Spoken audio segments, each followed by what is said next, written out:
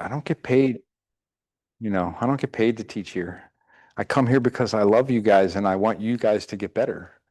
That that's why, you know. Um, and that's what other teachers need to do. Not just because I can make $100,000 doing this seminar or whatever. No, figure out a way that everybody can do it and that it's accessible to everyone so that you can train everyone to do it.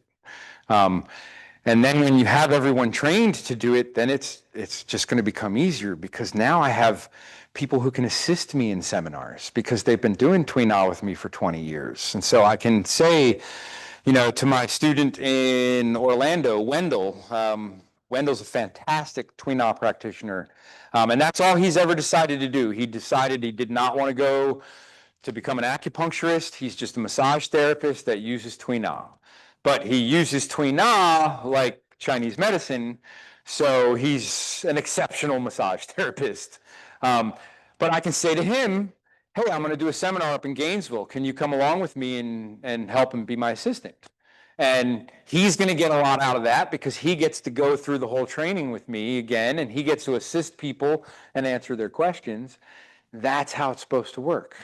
But if I always said, oh no, I don't want to show him that because then what if he gets to be better than me and then he's going to take all of my clients? Who cares?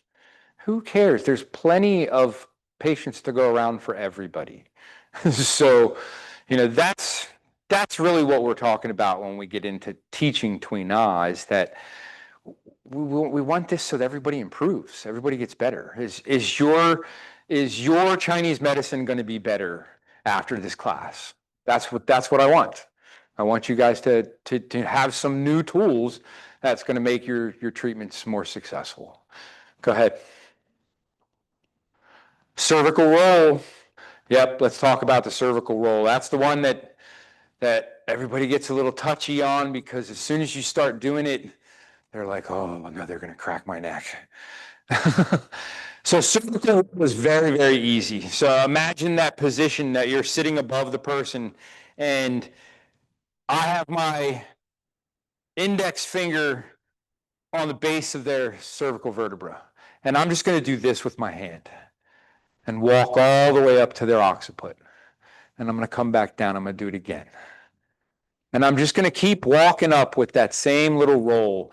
And what I'm feeling each time I roll up is I'm feeling, on that right side, there was a little resistance there. Okay, now it's on the left side up here high. Okay, I do it again. Yep, right side low, left side high.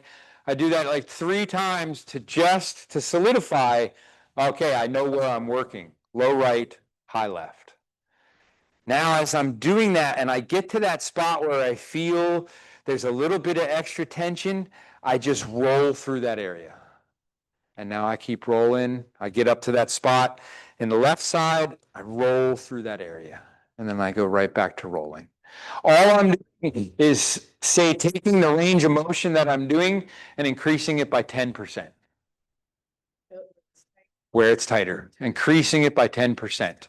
And what you feel underneath of your hands is you feel those areas moving. You feel the stuff that's in your way get out of your way. And that's what we're looking for. Again, we're not trying to manipulate the bones. My purpose is not to find that bone that's out of place and shove it back in place. I'm trying to free up the energy flow in the neck so that any acupuncture that I do afterwards is going to be way more effective because those lines are open. Make sense? Okay, so we go into periphery. Periphery, upper periphery is shoulder, hand, fingers. Lower periphery is hips, knees, ankles, foot, toes. They're very similar in effect in the sense that the elbow joint is very much like the knee. They're hinge joints. The ankle and the wrist are very similar. The hand and the foot are very similar, metatarsals and metacarpals. The toes and fingers are very similar. So you're going to see a lot of overlap. The 2 that are most different are the shoulder and the hip. Okay, shoulder is hard because it's the most joint in our body. Okay, not only does it have this ball and socket that can go all these different ranges of motion, but it has a clavicle that can move and rotate, which means that the framework that this sits on is not stationary, it's mobile. And the scapula, which floats on your back, is not stationary, it's mobile. And so that means that this whole joint has all these extra little spots of mobility to give us that range of motion in our shoulder that we so desperately want. And I say that because that would have probably been 84. I was kickboxing. It was actually during a training session, I dislocated my right shoulder. And I dislocated it about 1.5 inches out of joint, which they said necessitated shoulder surgery, reattachment, like all those things. I said no shoulder surgery because the first thing that they told me was that your range of motion is probably going to be at 70%. And I said, that's not okay. I was like, my whole life's about movement. That's what I do every day. I can't have 70% range of motion. I was like, can we figure out ways to get this up? And he was like, well, with the surgery, it's going to be somewhere between 70-75% range of motion. And so I said, no, thank you. And I went about, again, rehabbing my shoulder, found an acupuncturist, and a physical therapist, and we just basically rehabbed everything. And about 8 weeks later, I walked into the doctor's office and I showed him my shoulder, did a pull-up, did a bunch of different strength things to show him, look, my shoulder's just as strong as my left shoulder now. It's a miracle. It's a miracle. It's a miracle. That's what he said. Yeah, it's a miracle. I've heard that so many times that at this point, it doesn't really even faze me. I just figure that's going to be the patented response. They don't understand it. They're going to say it's a miracle. I'll tell you one little quick story. I had a 1-month-old baby. The 1-month-old baby had a cyst growing in its frontal lobe. And the doctors were not giving the mother very much hope at all. They were basically like, look, you can take her home, you can leave her here at the hospital, whatever, but she's got a few weeks to live and that's it. And so the mother was, she was just beside herself. She came in to get a treatment for herself, and like within 30 seconds, she was bawling and telling me this whole story. And I told her at the end of her treatment, I was like, look, I understand what they're telling you, and I understand how detrimental this seems, but all I can say is bring her into me this week. Bring her into me for a treatment. She brought her into me for a treatment. We did a second treatment the following week. The second week, when she went back to the hospital, the nurses asked her, what's going on? Well, why is everything different? Why are all her levels different? Why does the cyst look smaller on the scan? And so we kept working on the nurses were like, well, don't tell the doctor anything, but just keep doing whatever you're doing, and they just kind of said, keep doing it. Basically 8 weeks into her treatment, the cyst was gone. It was no longer showing up on the scans. She is now a normal 9-year-old kid. This was probably about 9 years ago. She's a normal 9-year-old kid. Her mom brings her into the clinic just so she can say hi to me, not because she needs a treatment or anything like that, because she just wants to come in and say hi. And she was 1 month old when this all started. So what did the doctor say? It's a miracle. It's a miracle. I'll tell you one more. My son, at about 1.5 months, 2 years old, he got a urinary tract infection, which showed that he had grade 5 reflux going from his one ureter up into his kidney, which at that age, they were really concerned. They didn't want him to get a full-on kidney infection and have things happen like that. So they were like, oh, we need to do surgery. And I looked at him and I was like, you're nuts. Like, my son's 2 months old. You're not doing surgery on him. I was like, from what I read about reflux can correct itself in the first 6 months to a year of life. So we're going to do acupuncture and he's going to take some herbs and we'll check back. And doctors hate it when you do stuff like that. Like literally, they sent nurses from his office, followed us the whole way out into the parking lot, and they're like, "Mr. Bailey, come back." 6 months later, I took him in. They scanned him again. He was from grade 5 down to grade 3, and we had only had 6 months of acupuncture and herbs. 9 months, he wanted to do another one, so we did that. He's down to grade 1, almost gone. At a year, there's no reflux anymore. What did the nephrologist say? It's a miracle. Okay. Doesn't have anything to do with the year of treatment and year of herbs or anything like that. It was a miracle. So you're going to hear that. If you're an acupuncturist working, you're going to hear that. You're going to get doctors that you're working with that'll say, no, you're not going to get any results with this. This is a lost cause. Guess what? It's not a lost cause. You are going to get results. You're probably going to get better results than they did, and that's kind of why they're having that attitude. So just realize that. When you talk to doctors, try and educate them. I'd say the best thing that I ever did for my practice was that I was asked by Jackson Memorial Hospital to come do their in-house trainings, which basically every year, twice a year, their doctors, nurses, surgical techs, basically everybody in the hospital has to do an in-house training, which means they have to get educated. I started doing their in-house training. So one year it was Tui Na, next year it was Qigong, next year was herbal medicine. I was just running through the gambit of Chinese medicine with them. I think I ended up doing 8 to 10 of their in-house trainings. I don't talk to any of them anymore, but I get hundreds of referrals from Jackson Memorial Hospital. And they're all from doctors, and they're all from doctors that took my classes. And 9 times out of 10, what they'll tell their patient is, look, I have no idea whether this is going to work or not, but you're not getting any results from us, so you should go try this. And they come try it, and 9 times out of 10, we resolve whatever's going on, and then I send them right back to Jackson. I was like, you need to go into that doctor's office, and you need to show them that you're different now. And a lot of those doctors, would say things like, man, I sent you to Chad just simply because it was my last resort. Like I didn't have any other things to do. So I figured this is last resort. Let me send you to Chad. And it worked. So when you start doing that for a place like a teaching hospital like Jackson Memorial, the doctors talk. And even the ones who never took any of my in-house trainings, they started sending me referrals too, because they knew they had a connection. These other doctors had a connection with me. They're referring people to me. So they're like, we might as well refer some people to him too. We can't do anything for them. And so it's like, I end up getting the patients from Jackson who they can't help. And that's fantastic because a lot of the stuff that we use in Chinese medicine, we can help those people.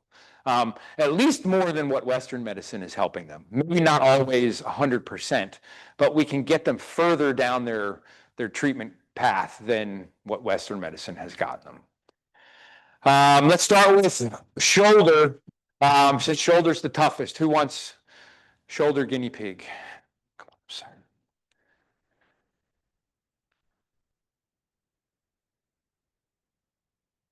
Have a seat right there.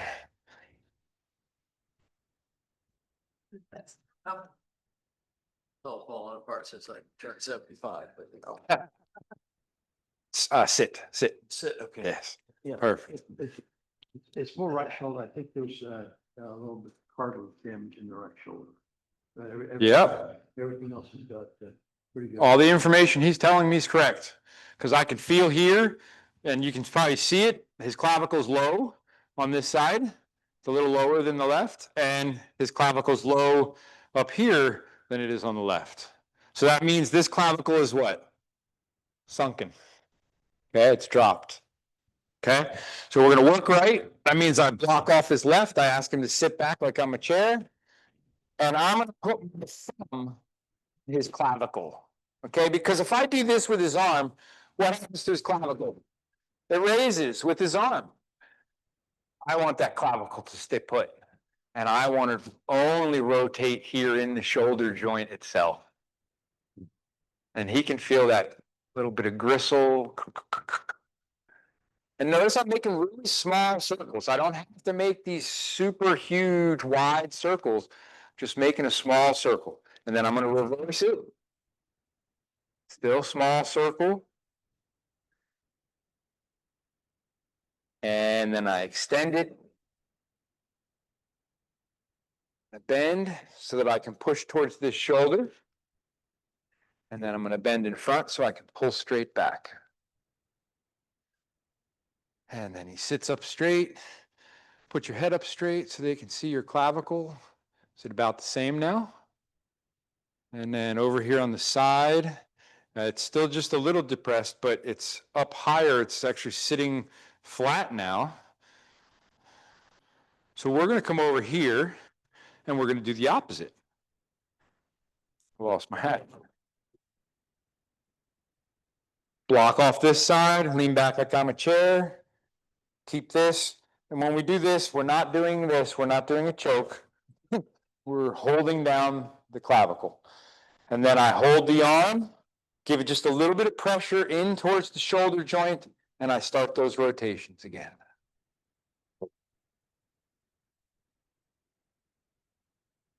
And then back the other way.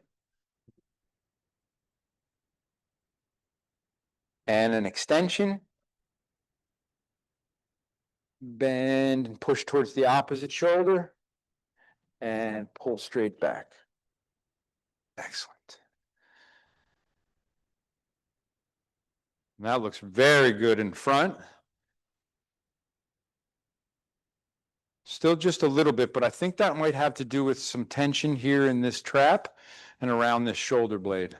So we might have to get in there and do a massage in order for that to balance out completely. But we can all see that this side of his clavicle is higher in the front, higher in the back. And so it's raised itself back up, which means he's going to have better mobility through that shoulder. Thank you, sir. I once fixed one of my patients' atrial fib same day that he came from his cardiologist. And after 6 weeks, and it didn't come back, the cardiologist said, well, I guess the acupuncture fixed it. But he hasn't referred any of his patients to me. Hey, you didn't say it was a miracle. You're doing better than me. I only get the miracles. From shoulder, we can take apart parts of the shoulder and work certain things. Like we can work on just the clavicle by itself, because sometimes you'll get just the clavicle that's you're having issues with. The clavicle is supposed to slide medial and lateral, and it's supposed to rotate superior and inferior. Okay, sometimes the clavicle stops doing those motions. Okay, it doesn't slide back and forth. It gets locked in an out position, or it gets locked in an in position. And that locking usually means that it's not going to rotate as well as it should either. So you take this bone, which is supposed to have this sliding motion and these rocking motions, and you take that, what does that do to the mobility in your shoulder? It's going to limit some of your shoulder mobility because you no longer have that access in your scapula. Same thing in your scapula on the back. It's like sometimes if you try to dig your fingers under somebody's scapula, like when they're laying down, sometimes you can't. The tension that's there, you just can't get in. But then other times, particularly to do it when people are laying face up, because then their body weight is on their scapula, and anything that I'm doing, I have the assist of their body weight. And I'll just rock the scapula nice and slow until the muscles underneath of it start to release. And then you can grab the point of the scapula and you can literally pull it way out, and you'll feel this amazing stretch of the supraspinatus muscle that's underneath. And that doesn't happen unless you pick the scapula up off of the spine or off of the ribs. So a lot of times you have to do that if you want to get that mobility in the shoulder. That was one of the mobilities with my dislocation that was probably the hardest to come back. My shoulder joint and my clavicle figured things out very, very quickly. but my scapula was like lodged. It was like, I'm here, I'm not moving, I'm protecting your shoulder for you. And it just wasn't giving up. And it took a long time. That I'd say probably the first 2, 3 weeks, everything else in the shoulder started to, to open up right away, but it took almost up to the 7th, 8th week until my scapula released. And then I could literally start to get movement underneath of my scapula again. So when we drop from the shoulder down to the elbow, this is a hinge joint. And so we're basically going to do two things at a hinge joint. We're going to rotate. So I'm going to rotate my elbow. And those of you who did Qigong with us this morning, we did this, which is a full flexion, full extension and full flexion, and then a full flexion and a full extension.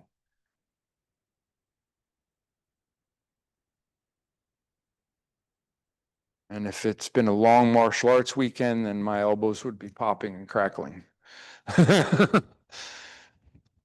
So that's your rotation for your elbow. Okay, and then we have flexion and extension. So we'll see this with the knee as well. For the elbow, put my thumb, and then I'm going to flex it in. And then I'm going to put the thumb on a 45 on the inside. I'm going to flex it in. I'm going to put my thumb on a 45 outside and flex it in. So that would be the elbow. Let me have an elbow volunteer. Elbow volunteer, come on.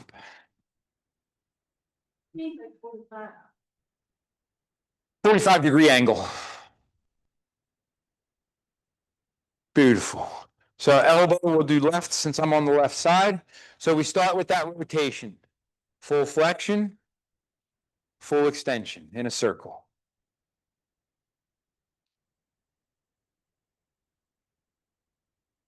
After a couple rotations that way, I'll reverse it. Full extension, full flexion.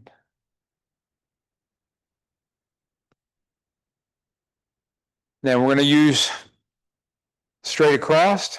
I flex in. Ooh, why does it hurt? 45 degrees, because I'm taking up the space. And 45 degrees. Excellent. Good. Now we'll do the left or the right. Same thing on this side. We have our circle.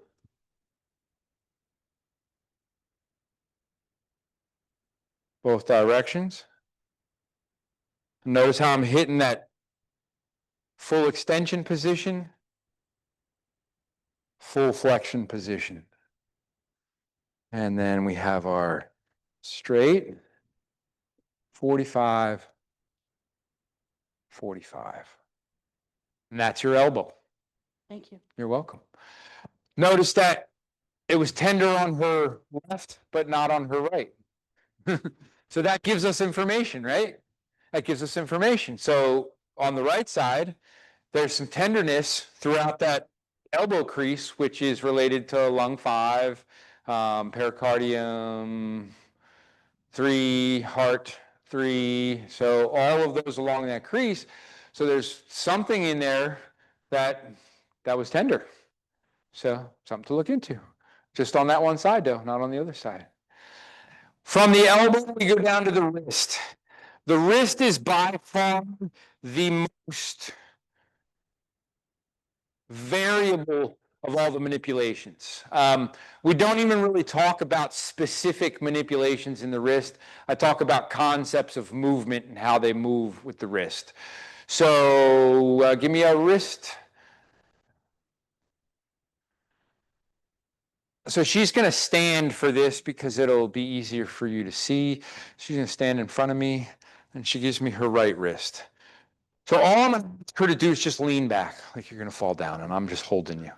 So as soon as she leaned back, that took up all the slack in her wrist. And so now I can really feel her wrist without any of that extra movement. And I can feel these flexion and extensions. There's a little like gristle there moving around. I can also go side to side. I can feel that range of motion. And then I like this line right here, and I can feel that particular carpal, which is sticking up. I'm just going to put my finger on it, ask you to lean back one more time, and then I just shake. Perfect. And now that bone's not there anymore. It's back down and there's no more gristle in that range of motion. Very nice. Thank you. Okay. So wrist is about feel. It's about you feeling the wrist when they put that tension on that lean back, and that takes up all the slack out of the wrist. Now, every little movement that you do, every little wave, you feel that wave go through their wrist. And you can feel, oh, wait, it feels blocked here. You go right to that spot, clear the blockage with your shake. Okay, that's the wrist. I do a lot of wrist adjustments because martial artists screw their wrists up all the time. They fall wrong. Ah, you, yeah, you don't ever put your hand out when you fall. You let your body fall, and your hand is the afterthought because it's slowing you down and breaking you. But you want your core to take the brunt of your fall. So when martial artists fall, they tend to do this. And they put their hand out and their entire weight falls onto that wrist, which is going to screw their wrist up. And so you end up seeing a lot of wrist manipulations in martial arts. I just did my son's wrist last night because he screwed his wrist up playing pickleball. And he had asked me like 4 times, and every time he asked me, it was like, I was about to go into a treatment. He asked me, can you do my wrist? I'm like, not now. And then he asked me when I came home, and he kept asking me. And so finally I was like, okay, let's do your wrist. And he had the loudest pops of a wrist that I think I've had in a long time. It's like, it got him into position. He leaned back and I went like this, and it was like, like that. It's literally what his wrist sounded like. But the wrist is to feel. You're not going to do a specific technique. You're going to feel out the wrist, and you're going to say, okay, this is where I can feel it's blocked, so let me unblock that area. When you get past the wrist and you go into the hand, the metacarpals are the exact same thing you would do for the metatarsals in the foot. Let me have a metatarsal person. Metacarpal person. So what you meant by pulling on the wrist and feeling and pop, like you just. Sure, if you're here and I tell you to lean back in your chair, as soon as you lean back, you felt how all of this tightened up and all the slack went out of it. So now anywhere I move, I can feel your wrist. I know where it's blocked. It's blocked right there, and I open that area. So for her metacarpals, these are those bones that kind of line up next to each other right here. So I'm just going to start out here with the pinky bone and the bone next to it. And what I do is I take one up and one down, which is doing what to that musculature in between? Stretching it, right? It's opening it. Then now I'm on the ring and middle finger bones. And then I go to the middle and index.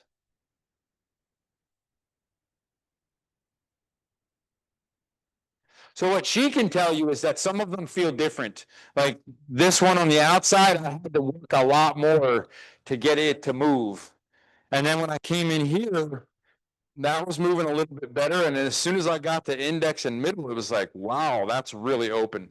So, she's got some open areas, but she has a little bit of extra closed on the outside here. So that's great because now she should have better energy flow through those 2 fingers.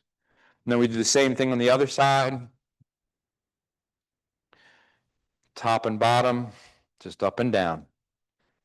And similar to her other hand, these 2 are not opening up as easy. Then I go to the next 2. Those are a little bit more open. And I go to these and Just putting one up. one up and one down. That's it. You can do the index and the thumb. That's through your tiger's mouth area, large intestine 4. Excellent. And that's your metacarpals or metatarsals. Works the same hands or foot. And that brings us down to the fingers. What do we do with the fingers? Pull them. Squeeze the nail, pop off the end. Okay. What does that do?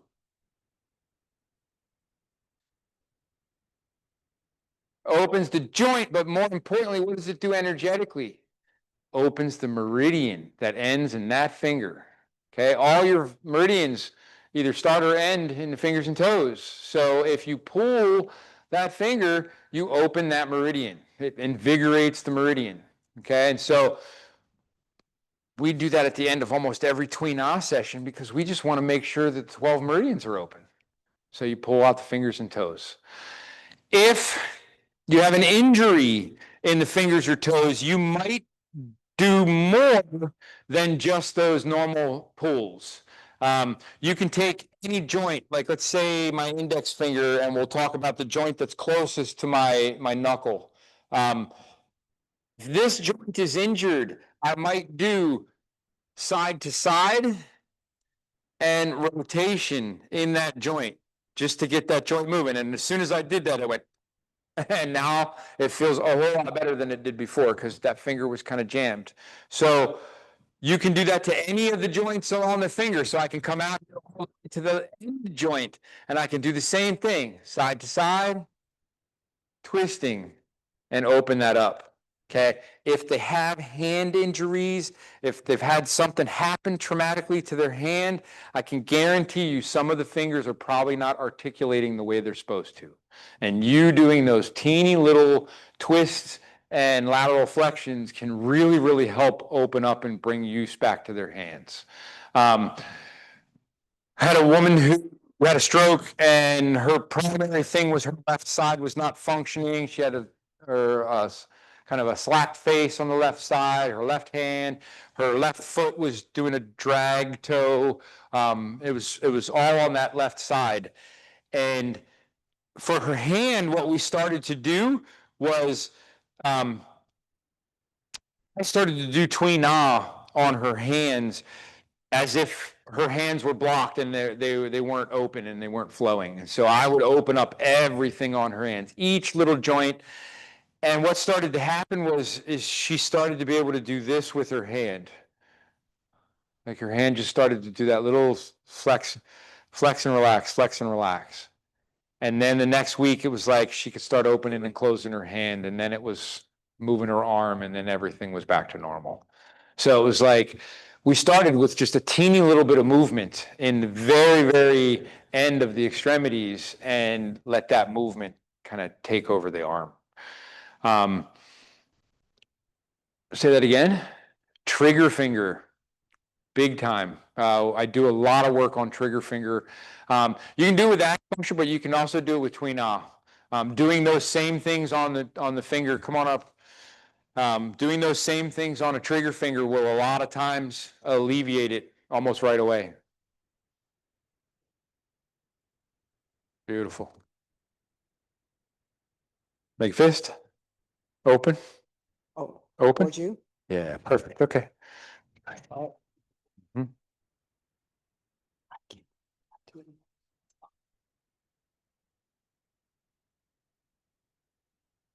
I'm sort of, I'm going to start up at her metacarpals because it seems like that. There we go.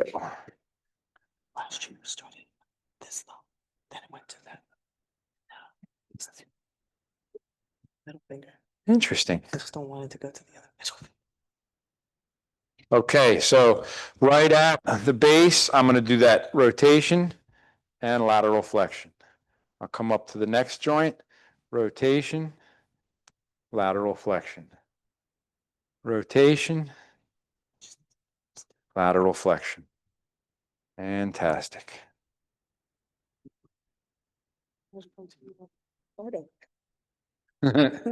So I know it's gonna still be like that. Is there anything I can do besides what I Get, know? get somebody to do that to you. Yeah. Ooh, that's the question. Oh, You got to have an acupuncture friend. Teach it to one of your patients. Teach it to one of your patients. That's what I do. A lot of people always ask me, oh, wait, when do you get treated, Chad? I get treated when I teach somebody what I want them to do to me. That's usually when I get treated. I love to get treatments from my apprentices because my apprentices know what I know. And so I know what they're going to do. um, but that doesn't always work out. The other best thing is for me to get a treatment from another acupuncturist. And so usually that's what I end up trying to do is find somebody who might want a treatment themselves. I'll offer up that treatment and then they can trade treatment for me. And so that's usually how I end up getting treatments. When we take the periphery and we start talking about the lower extremities, is the hips going to be as difficult as the shoulders? No, it's just a ball and socket joint, right? There's no moving parts. We don't have clavicles and scapulas down in our hips, so we just have our basic ball and socket joint. So that does make things a whole lot easier in the hip. One of the things that we'll talk about in the hip, I'm not exactly sure how I wrote it down, but usually we talk about those same leg circles that we did for the ilium. But this time we're not focusing on the ilium. We're focusing on the hip joint itself, the ball and socket, and what you're feeling in the ball and socket as you rotate. The other thing that we'll see in the hip that we don't see too much in the shoulder is that there's a lot of times when the hip will actually come out of the socket of the hip. The femur is supposed to sit inside the acetabulum, and that's where its home is. Athletes, a lot of times their femur is not sitting inside the acetabulum. It's partway pulled out. It's almost like it's slightly dislocated, but it's very difficult to dislocate your hip. Usually what you get with the hip is a subluxation, which means it just moves. It doesn't actually come out and stay out. But when your hip moves and it's not in that position with the acetabulum, you're not getting proper range of motion in your hip anymore. I had that happen to me. What I realized is that in martial arts tournaments, when I was fighting, I would use my left leg a lot. I would have my left side forward and I'd be kicking with my left leg, which means I had to have great stability in my right leg. And because that's where I was posting up, and that's really the hip that I was using more was my right hip in order to be able to kick with my left leg. Well, there was a tournament where I was at, and I could tell from the get-go that my acetabulum was not in my femur was not inside the acetabulum. And so every time I tried to throw a kick, it was extremely painful. And so I was immediately like, I got to figure something new out. And so I figured out a new way to fight the tournament, and I didn't fight left foot forward, and I didn't use kicks, and I changed up everything. And made it through that match, and then promptly went to the chiropractor I was seeing at the time, and I was like, you need to check out my hip. And he right away, he tugged on a little bit. He said, oh, it's not, your femur's not, head of the femur's not in the acetabulum. And he did the same move that we use in Tui Na. He's like, well, this is the only way I know to do it. And you basically just grab the malleoluses of the ankle and you give the hip a tug. And what happens when you tug, you feel this you feel almost a pop, like the hip comes out, and then you feel it suck right back in, and you feel it go all the way into the acetabulum. You can literally feel it. Exactly. And that does work the same if you dislocate your shoulder. A lot of times, because the shoulder has so much more ranges of motion, that just a straight pull is not going to do it for your shoulder. Shoulder, sometimes you have to do weird things, like you have to put it across your body and pull that way, so that when it comes out so that the head will go back in the way it's supposed to go back in. Shoulders are very difficult to work with. They're by far, my the one that I say I have to focus the most on is to do shoulders. But the hip, we'll either use those rotations, use just that hip pull just to get it back into the socket. When we get to the knee is going to be almost identical to the elbow. Knee, anybody come on up? Lay face up.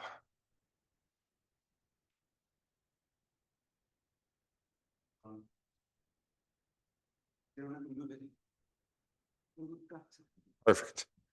Okay, so for the knee, we're going to do almost the same things we did for the elbow. So we're going to start with rotation. So I'm rotating, focusing on the inside of the knee right now.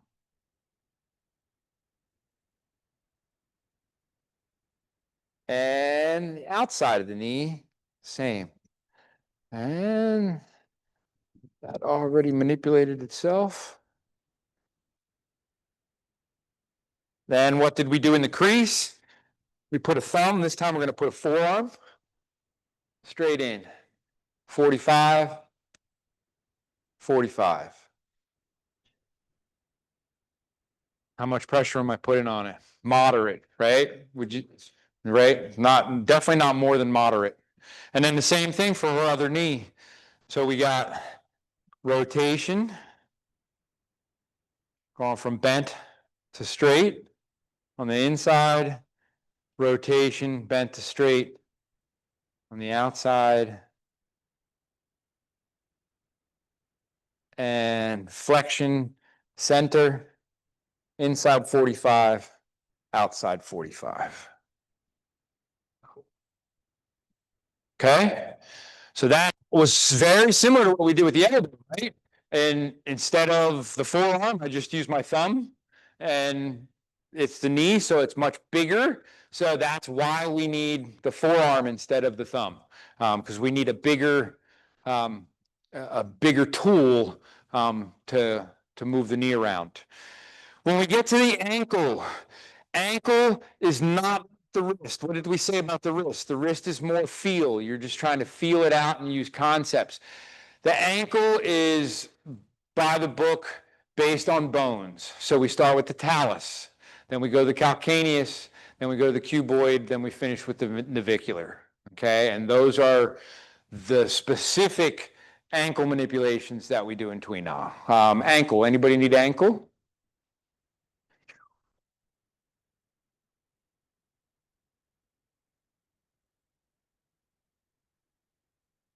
Face up. Sure, that might help. Help them see it at least.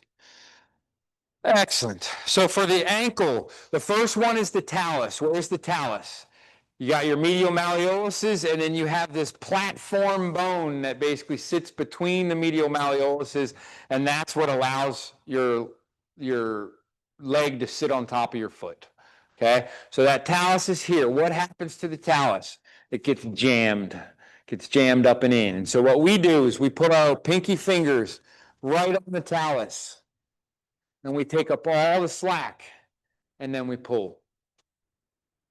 That's it. Same on the other side. Talus, take up all the slack, pull. That one was a little bit out. Aha. Okay, now we'll flip over, and we go to calcaneus. So calcaneus, we know that that's this heel bone.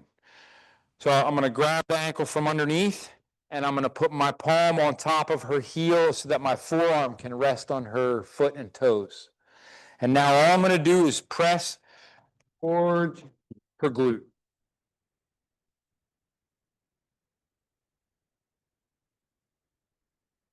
And then the other side, same, underneath, cup, and press. And she didn't have really any movement over here on the right, but the very first time I did it on her left side, it went. We go to cuboid. Cuboid is on the inside. And so we're going to take the thumb or the big toe, and we're going to bend it towards the sacrum. That's it. Hers is moving right there. And there it stays. Good. And I'll do that on this side too. Grab the big toe towards the sacrum. And then navicular is on the outside. I grab the outside edge of the foot and the Achilles, and I pull it straight towards my chest. and I work all the way down into the toes. And then we do the other side, same thing. Grab the edge of the foot, Achilles, and I pull straight towards the chest.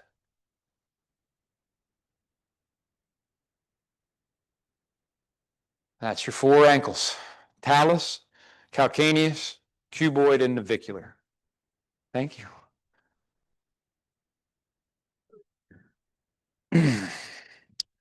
After the ankle, that would get us to metatarsals. Same exact thing. You're going to grab one metatarsal and you're going to raise it while you're pushing the other one down, up and down. Okay. Feels amazing on your feet. Okay. If you're one of those people who stands all day, you're on their feet for 12 hours, and then you come home, have somebody do that to your metatarsals. It'll make you feel like you have new feet. And then same thing, we get down to the toes. What do we do with the toes? Pull. What if there's injuries in the toes? Then we can go to each joint, rotate, and lateral flexion.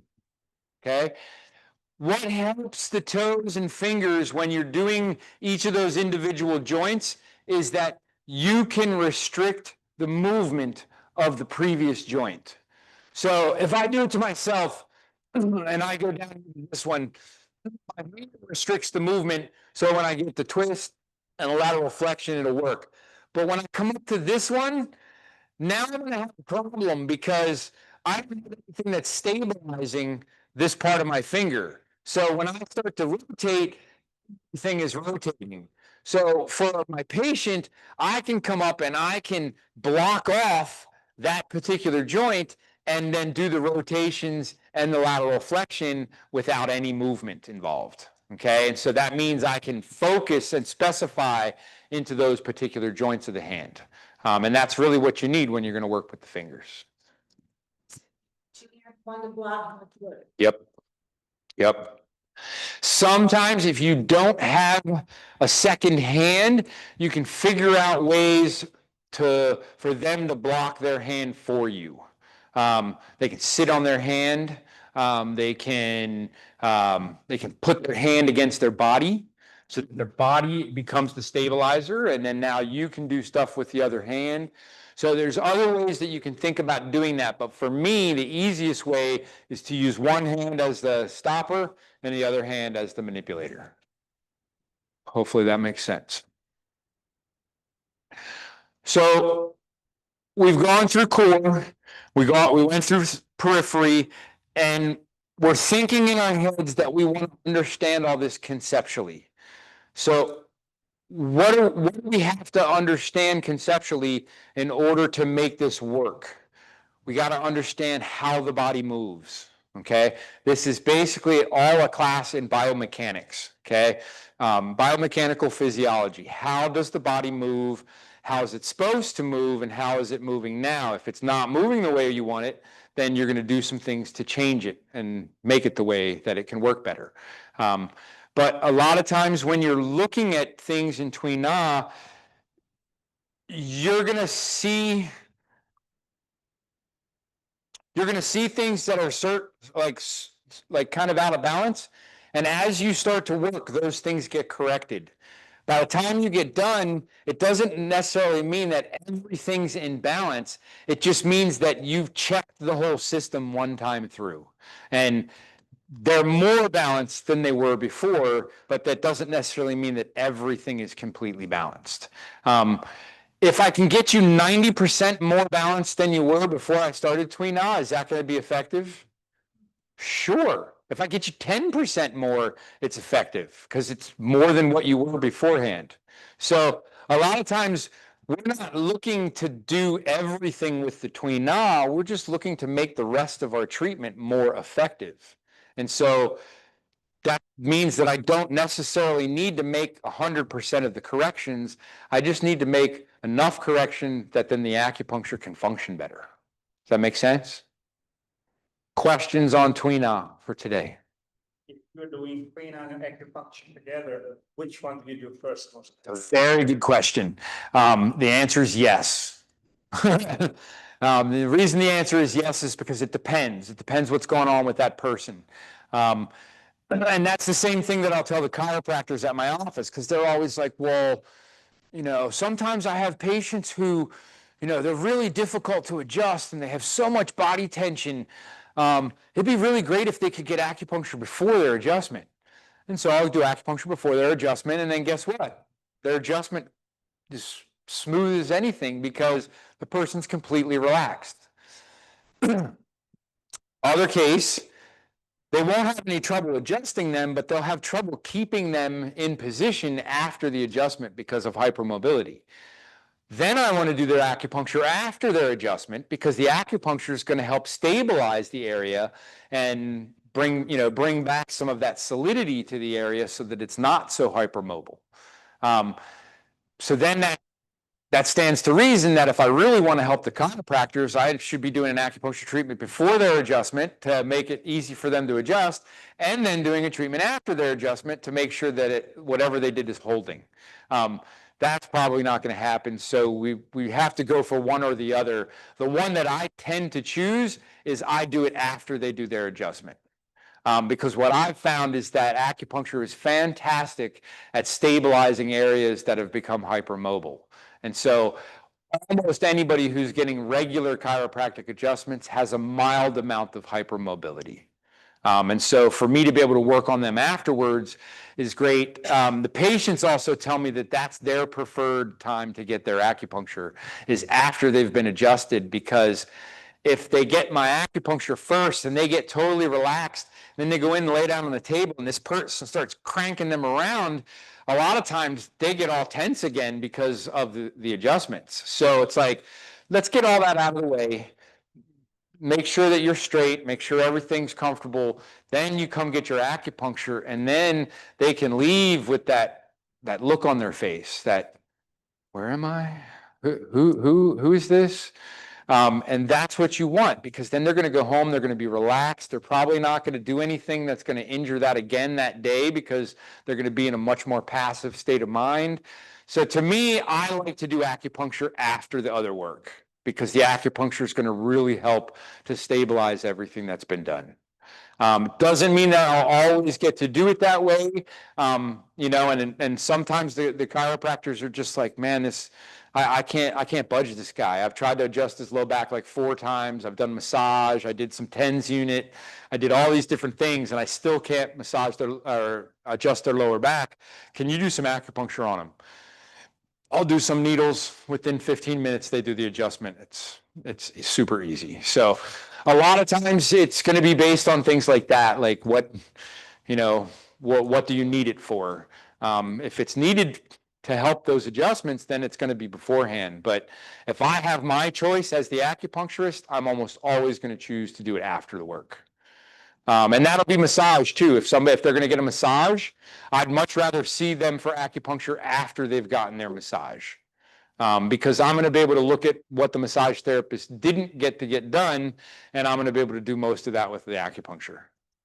So hopefully that answers your question. Any other ones? Gainesville, when, what, where? Gainesville, I don't have the dates and everything yet, but just stay on the SOMA website because it'll be posted on there because it's going to be through SOMA. What's that? This year, next year. Hopefully it should be November. I'm pretty sure it's going to be November because they wanted me to do it in September and I just don't have any time. And then they said October, and my October is completely booked. So it's now looking like hopefully the first weekend of November. But I'll let you all know as soon as I find out. Get them to put it up on the website. Go ahead.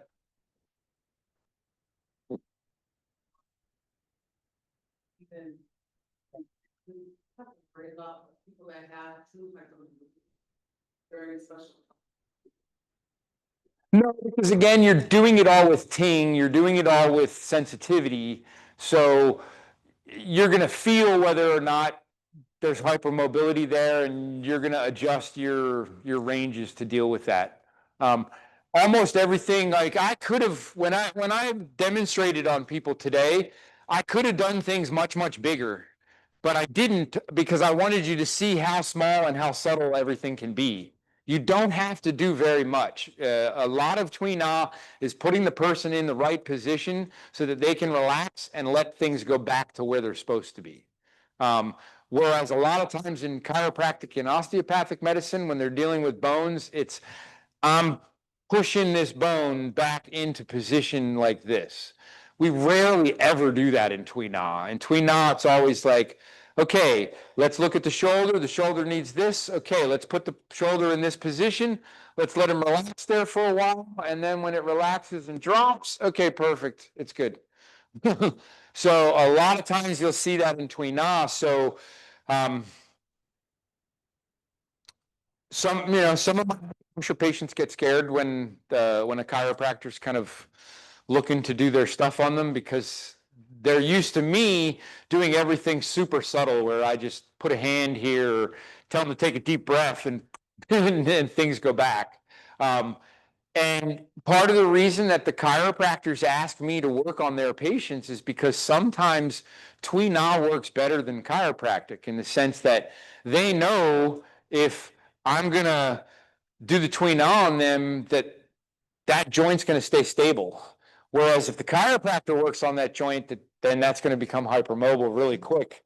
And now they're going to have to do more work to try to get rid of that hypermobility. So Wendy, the chiropractor at my office, if she sees that happening, she's gonna catch me early ahead of time, and she's gonna say, "Look, I need to get this guy in with you for acupuncture before we get too far, and I would like you to do some Tui Na on him because I don't really want to do these adjustments on his low back." And then I'll start doing the Tui Na manipulations and acupuncture, and it fixes everything.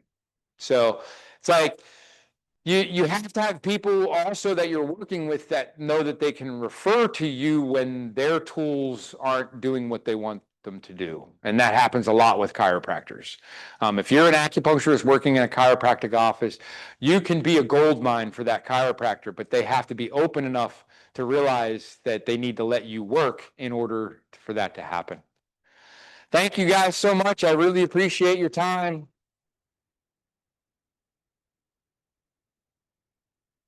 Thank you so much. Please put one or two. Well, for your five. You need one for your kids.